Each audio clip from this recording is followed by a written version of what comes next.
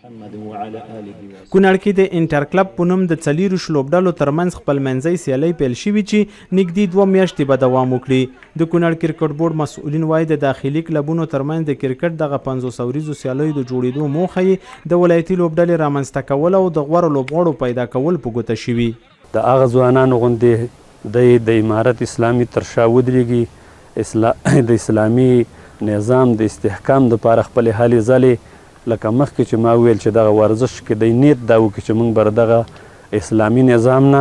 دفاع کوو. بل مې دا غوښتنه ده چې په هر ډګر کې دی نړیوالو ته ماتې د اسلام د شریعت موافق ورکړي، دا به د دپاره د دنیا او د آخرت کامیابي وي. هر کال د افغانستان کرکټ بورډ د کورني کرکټ د چتر لاندې د افغانستان په ټولو ولایتونو کې ترسره کیږي چې د دې سیالیو یوازینۍ موخه د نوو او ځوانو استعدادونو او لوبغاړو را پیدا کول دي تر څو ولایتي لوبډلو ته غوره شي او بیا د هغې نه قدم په قدم باندې پورته لاړ شي او مخکې لاړې شي. خوشبختانه سږ کال دغه سیالۍ په کونړ کې هم پیل شوې او 40 لوبډلې پکې ګډون لري چې شاوخوا 2 میاشتې به دغه سیالۍ د کونړ کرکټ لوبغالي باندې دوام وکړي.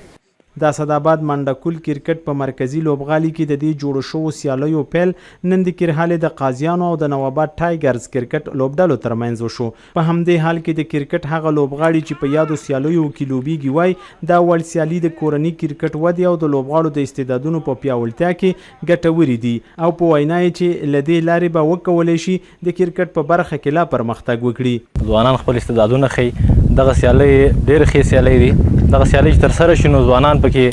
ډېر ښه ځوانان په دغه کې راوځي او کرکټ ته دغه پیاوړتیا وربخي. د دې لوبو نه موږ ډېر زیات راضي سو چې کرکټ بورډ موږ ته دغه سیالۍ په لاره اچولې دي. دغه سیالۍ واقعا د ځوانانو دپاره ډېر ښه فرصت دی ځکه په لومړي ځل لپاره کونړ کې دغه انټر کلب سیالۍ چې په 500 ورځې لوبې دي شروع شولې نو دا د ځوانانو دپاره ډېر یوه ښه موقع ده چې دې نه استفاده وکړي راتلونکي کې د ټیسټ کرکټ دپاره ځان برابر کړي، همدا شان د ونډې کرکټ دپاره. هر کال د افغانستان کرکټ بورډ ادارې د کورني کرکټ څانګې له لوري د کرکټ ودې لپاره په ټولو ولایتونو کې د انټر کلب سیالۍ جوړیږي چې غوره لوبغاړي نورو لویو لوبو ته لار پیدا کړي.